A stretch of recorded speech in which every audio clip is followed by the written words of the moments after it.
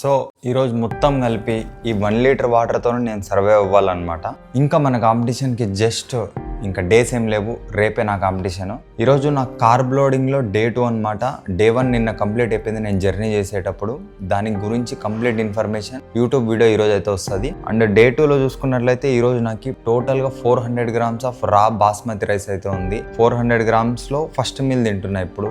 దీంతో పాటు 8 egg whites. Chicken quantity తక్కువే ఉంది, like 160 grams meal 2 and meal 3.